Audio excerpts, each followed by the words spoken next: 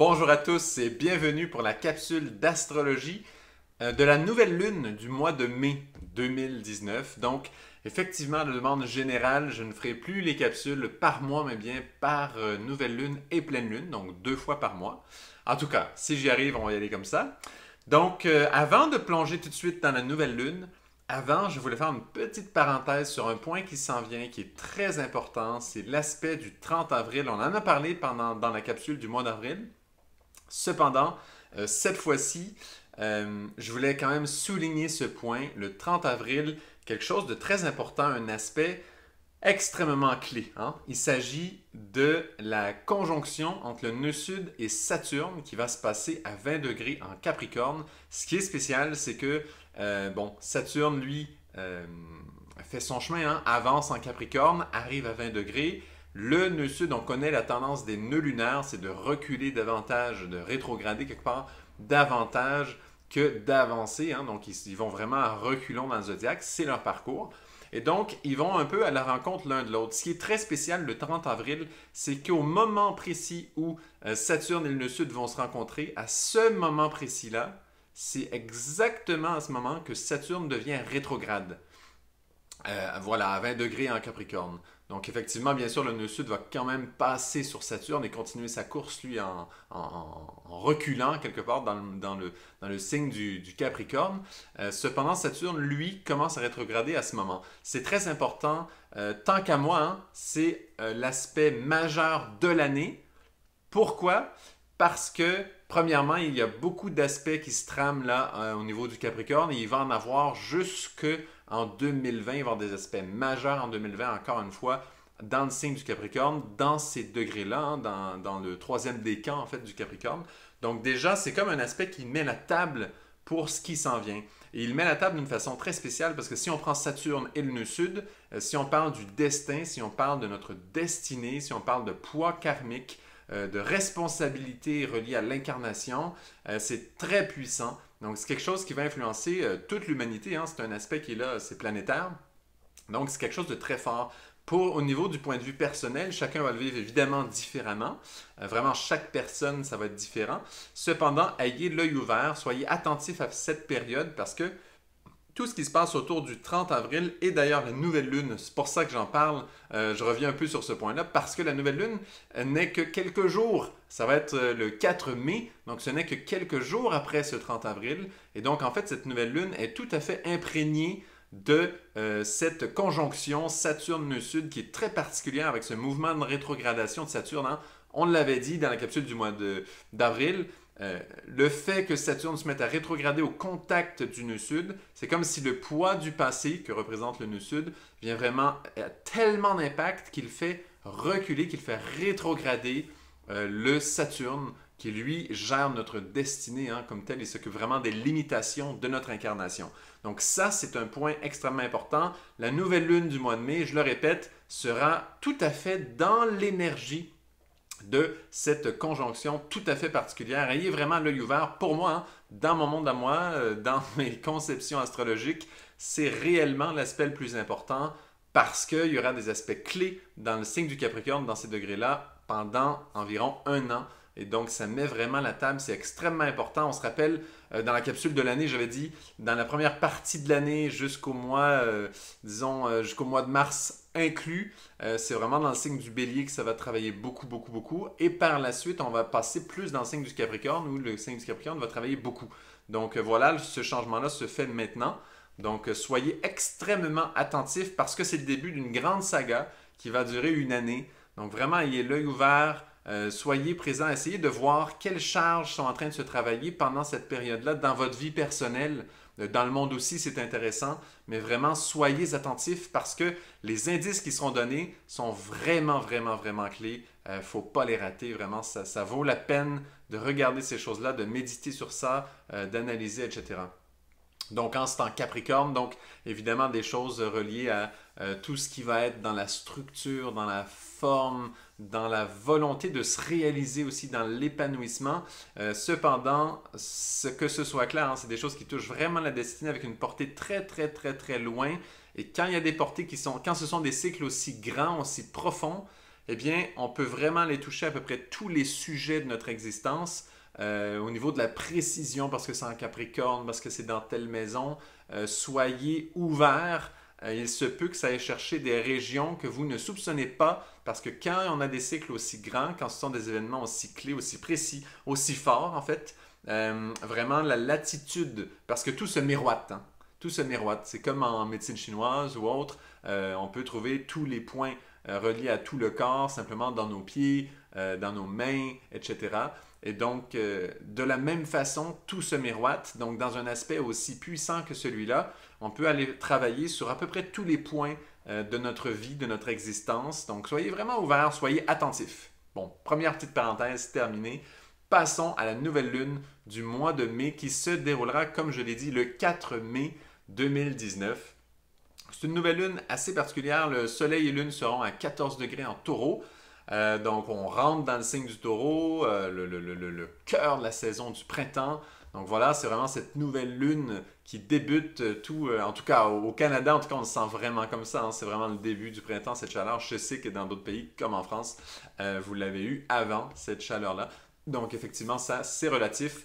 Cependant, on rentre vraiment dans cette énergie quand même du taureau qui vient vraiment installer là avec une force, pour aller beaucoup plus loin, toute l'énergie du cycle, je dirais,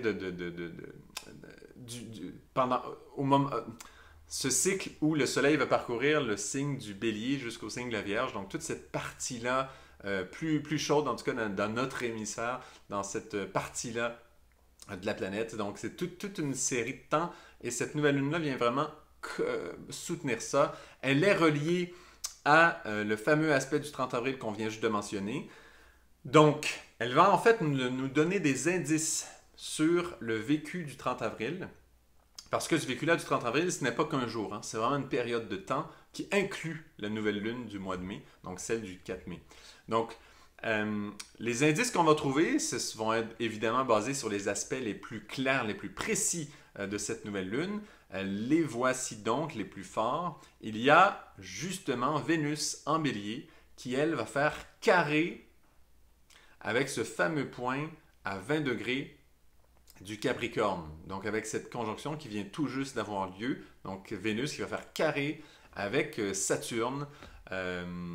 Donc très fort ce fameux carré-là parce que c'est l'aspect du moment et comme on l'a dit, il va engrammer un travail pendant très longtemps. Donc le fait que le premier aspect avec cette conjonction Saturne-Nœud Sud, ce soit avec cette Vénus en carré en bélier, ça en dit long, hein. Ça veut dire que tout notre travail sur Vénus est en question. Je pourrais approfondir tout de suite cet aspect-là, mais je préfère vous mettre déjà la puce à l'oreille sur la prochaine aspect qui est un genre de triangle rectangle, hein, donc deux carrés avec une opposition. S'il s'agit de Jupiter qui lui est en Sagittaire, qui fait opposition à Mars en Gémeaux. Et là, les deux font le fameux carré avec Neptune, hein, que Jupiter se traîne pendant une bonne partie de l'année jusqu'en septembre. Ce fameux carré-là dont on a déjà parlé, eh bien, les deux, cette fois-ci, Mars en fait a rejoint au niveau du Gémeaux l'aspect qui fait l'opposition à Jupiter. Donc les deux ensemble vont faire carré à ce fameux Neptune en Poisson. Donc ça fait un aspect très fort. Donc, ce qui est intéressant dans cet aspect-là, c'est qu'on le sait déjà d'avance que l'aspect carré Jupiter-Neptune est là pour une bonne partie de l'année. Donc, lui, on l'a déjà un peu travaillé, on le connaît un petit peu. Et là, ce qui est différent, ce qui est nouveau à ce moment-là, c'est que Mars, lui, est allé se placer pour faire carré. Donc, il est en Gémeaux et il va faire carré à cette Neptune. Il va compléter en fait cet aspect, donc ce triangle rectangle, hein, formé de deux carrés, une opposition, Mars, Neptune et Jupiter. Donc, finalement, ce qu'on voit, c'est qu'il y a des choses qui étaient déjà prévues. Les grosses planètes déjà faisaient leur jeu, faisaient leurs aspects, et soudainement, Mars et Vénus font en fait des carrés à ces deux aspects qui sont les deux aspects majeurs du moment. On parle de la conjonction Saturne et Nœud Sud, ainsi que le fameux carré Jupiter-Neptune. Et donc, et Mars et Vénus viennent faire des carrés à ces deux aspects-là qui sont très costauds. Donc ça nous parle de cette dynamique Mars-Vénus et ça amène en fait le sujet de Mars et Vénus. Encore une fois, c'est une polarité entre les deux. On a déjà parlé de Mars-Vénus et c'est jamais exactement pareil, en fait, le travail qu'ils vont faire. Cette fois-ci, vraiment, il faut être prêt à faire face à, dans le fond, à la polarité que va éveiller ou Vénus ou Mars en nous. Très souvent, si on est un homme, on va souvent représenter l'énergie martienne. On peut aussi représenter l'énergie vénusienne. Il n'y a pas de problème, hein? On peut vraiment représenter les deux forces. Cependant, il y a une tendance pour les hommes à représenter plus une énergie martienne, être plus dans leur Mars, mais en même temps, il y a aussi des femmes qui sont beaucoup dans leur Mars, des hommes qui sont beaucoup dans leur Vénus, donc tout est possible. Donc, ce qui est certain, c'est que quand on va manifester une énergie martienne, on va appeler, on va faire résonner dans l'univers une énergie vénusienne qui va venir répondre à cette énergie martienne. Et vice-versa. Si on se met en contact avec une énergie vénusienne, il y a une énergie dans l'univers qui va venir nous présenter l'énergie martienne qui correspond. Et ça, c'est une réalité extrêmement importante à connaître.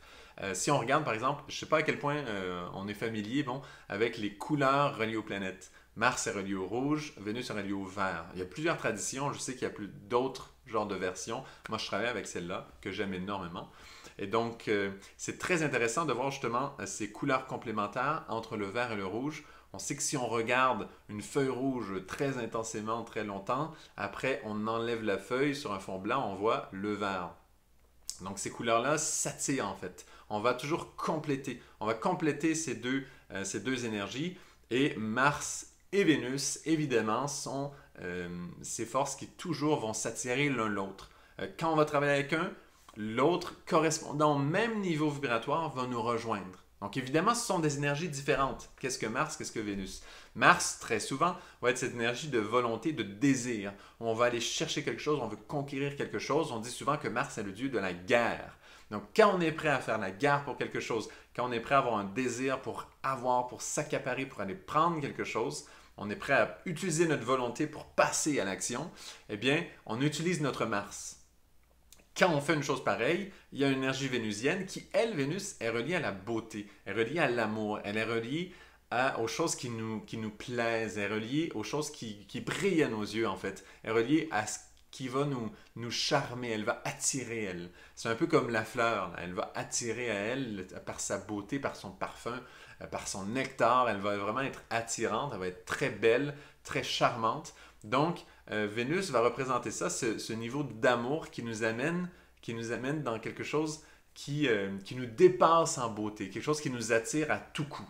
Donc, on a ces deux énergies. Une énergie martienne qui veut aller prendre, qui veut aller chercher, qui souvent, Mars va être relié beaucoup à l'homme parce qu'au niveau énergétique, et puis même sexuel, l'homme est vraiment martien. Lui a quelque chose à donner, a quelque chose à aller prendre. Dans le sens quelque chose à donner, il y a une énergie qui pousse en lui, qui va à la rencontre de l'autre. Et cet autre qui le charme, justement, qui va aller chercher son énergie, c'est Vénus, qui est justement, Vénus est reliée à la femme, parce que la femme a justement toute cette beauté en elle, et vraiment, elle est capable d'attirer beaucoup, beaucoup. Donc voilà, c'est pour ça qu'on relie Mars aux hommes, Vénus aux femmes. Souvent, on voit ces associations très classiques.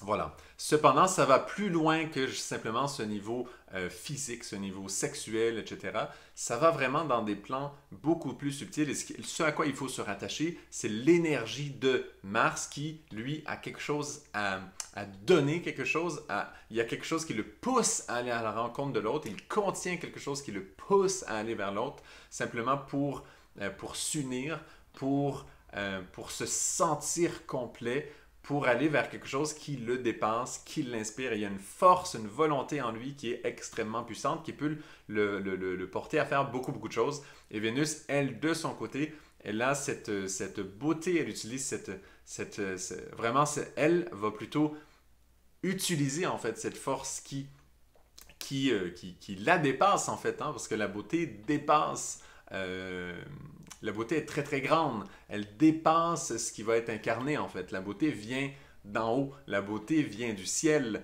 Ça, faut le savoir quand même, hein. Il y a tous des trucs là, de beauté, maquillage, etc. Mais ça, ce n'est que pour faire un genre de mime. C'est un peu pour répliquer en fait la beauté qui vient d'en haut. Parce que la beauté vient du ciel. La beauté vient du monde des archétypes. La beauté vient d'un monde qui nous dépasse. Donc évidemment, Vénus, elle, tâche de faire descendre cette beauté dans la matière en fait. Tâche de faire miroiter cette beauté aux yeux de Mars. Donc il y a ce jeu de force entre Mars et Vénus et il y a toute cette douceur en fait de Vénus qui vient amener une vibration autre que le côté vraiment terrestre de l'incarnation. Vénus est extrêmement importante hein, parce que c'est elle qui fait que notre incarnation devient douce. C'est elle qui fait que notre incarnation devient confortable, devient agréable, devient quelque chose qui nous intéresse, qui nous rend heureux en fait. Elle amène toute cette douceur, cet amour. Et il y a beaucoup, beaucoup de niveaux après. Hein. Là, j'ai décrit un petit peu les deux hein, pour donner un peu une idée de ces deux forces-là. Mais ensuite, ce qu'il faut être conscient, c'est que de ces deux principes que je viens tout juste de décrire, il y a toujours des degrés d'évolution, on va dire, ou des degrés de manifestation. Je vais donner des exemples, évidemment. Donc, Mars, disons quelqu'un qui veut s'accaparer des choses, vraiment cette volonté d'aller chercher quelque chose qu'il veut, qu'il désire, un désir vraiment personnel, que ce soit l'argent, les femmes, les voitures, la matière sous toutes ses formes. Hein. Vraiment un désir de vouloir aller s'accaparer quelque chose, d'avoir une volonté à tout casser pour aller chercher ce que l'on veut. Et là, on est prêt à tout. Hein. On a un Mars très fort pour faire ça. Donc, disons que c'est un Mars de ce niveau-là. Et là, même dans ce que je viens de décrire, il y a beaucoup de niveaux en fait. Hein. Il y a beaucoup de subtilités. Eh bien, pour la Vénus, c'est la même chose. Pour la Vénus, est-ce qu'elle veut absolument plaire, cette Vénus? Est-ce qu'on veut absolument plaire aux autres? Est-ce qu'on veut absolument être aimé? Est-ce qu'on veut absolument que les gens nous admirent, trouvent que l'on est beau, que l'on est belle, que l'on est extraordinaire? Est-ce qu'on cherche cette admiration-là très, très, très, très fort et simplement pour se sentir aimé, se sentir admiré, etc., etc. Si on cherche cette énergie-là très fort, on peut tomber dans des expressions, surtout avec Vénus, là, de sensualité très très forte qui ne sont pas vraiment reliées à quelque chose qui nous nourrit profondément, mais plutôt à une énergie de se sentir aimé, se sentir apprécié. Combien de couples, en fait, justement, ont des rapports sexuels simplement parce que la femme, elle, veut se sentir aimée et c'est le moment qu'elle trouve où vraiment, là, elle est certaine à 100% que son homme l'aime. Et l'homme, lui, a cette énergie en lui, il faut qu'elle passe quelque part et va manifester son amour comme ça, son flot d'énergie, sa force pour sa femme, quelque part, il va avoir cette énergie-là. Vous voyez un peu le niveau, mais ça encore, c'est pas si pire, hein, il y a des niveaux beaucoup plus bas que ça, mais vous voyez un peu qu'il y a certains niveaux. Là. Ça, déjà, on parle d'un type de niveau de degré d'évolution de Mars-Vénus.